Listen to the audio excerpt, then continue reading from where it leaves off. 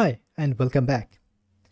So let's start by setting up our local development environment.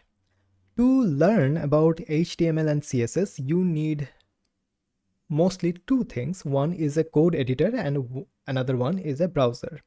So for the browser, I am using Chrome inside of this course, but you can use Firefox as well, but the developer settings or the developer menu is a little bit different in Firefox.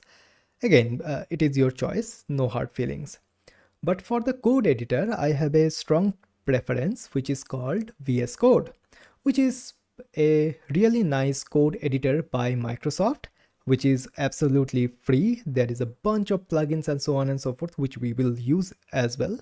So this is one option what you can consider. I will be using that throughout this course. The another option which you can use is an IDE which is called WebStorm. So this is the IDE from JetBrains. It is a really nice IDE, and also it is only free for non-commercial use. So if you are learning something like HTML, CSS, JavaScript or something like that, you can use that as well. But again, this is a little bit more resource heavy into your machine. I do not recommend to start with this one, but eventually whenever you can, you should be aware of that. Now another one which is getting more popularity nowadays, which is called this cursor editor, which is an AI editor. And also this is something which if you are learning something, I do not recommend, but whenever you are like getting proficient with the HTML and CSS and so on and so forth, this might like significantly speed up the process and the speed in which you are writing the code. So this is something you should be aware of as well. And this is basically a fork of VS Code. So there is a huge similarities. Also, it has some extra AI features. Anyways, enough talking. So these are the editor of choice. So my editor of choice is VS Code. So let's get started. So let's set it up. So I will just go and open code, which is this one. So when you have installed VS Code, this is basically you can just hit this download button and then you can go with like, hey, yes, I agree and so on and so forth. So after that, you should be able to download this VS Code and open it up. So it should look something like this. Now, this might look a little bit different because I have installed some plugins, so which I will go through. First of all, if we go to this extensions tab, so there are a bunch of extensions which I have installed. Let's go through one by one.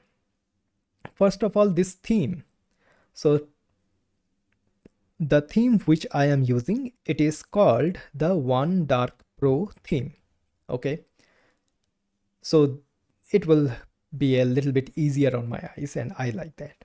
Anyways, and these icons are a little bit changed. So to do that, I have used this Fluent icon, but these two things are optional.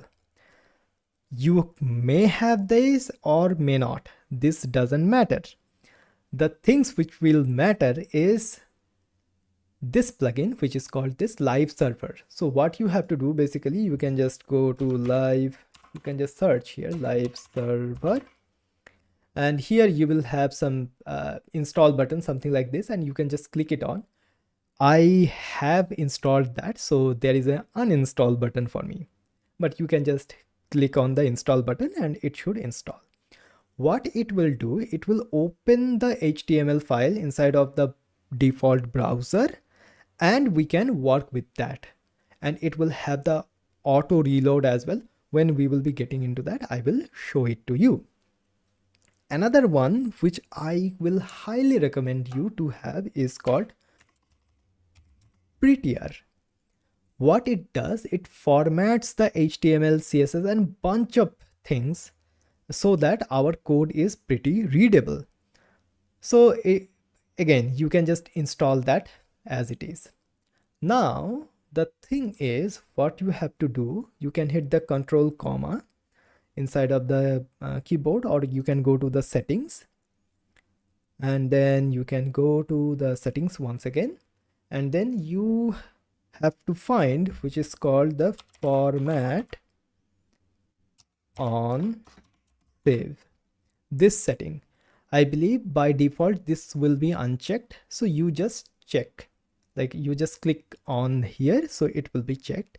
And what it does, whenever we will save our file, it will format the code nicely so that it is readable to us and we can understand that thoroughly.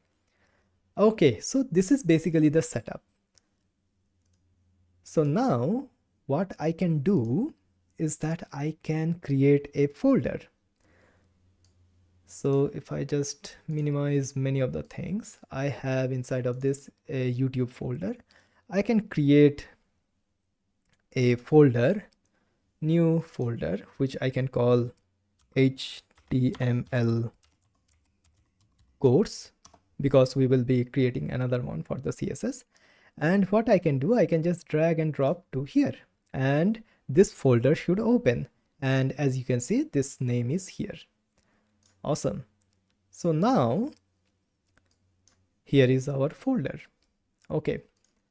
Now what we can do, we can just click on this button which says new file and create a HTML file. So I will name this index.html.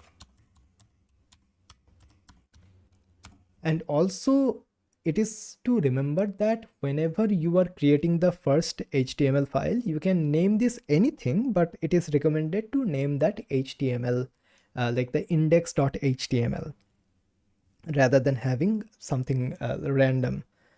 Because whenever you will be deploying this code to the server or something like that, that server is specifically designed to check for this file, this index.html. And if you like name this something random, what will happen? The server will be confused and it will not be able to show that. So it is a good practice. Now what we can do something like hello world. So we can type this and hit save. As you can see, I just typed the hello world, and this is basically the plain text. There is nothing specific to HTML right now.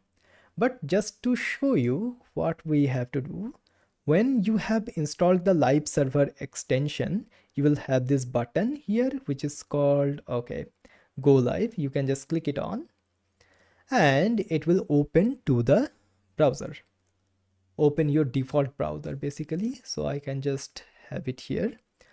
Now there might be some errors here which is saying like, hey, live reload is not possible and something like that, which we can get into that in a little bit. But as you can see, this thing which we have written here inside of this index.html file is visible to the browser. And if I just zoom in a little bit, as you can see, yes, it is here. Okay, so like congratulations, you have just written your first HTML code. It is not technically a code, but again, this is the first file which you have created. Now in the next video, we will be looking into the different tags and what will be the proper syntax for the HTML code to start writing the HTML and to build awesome web pages.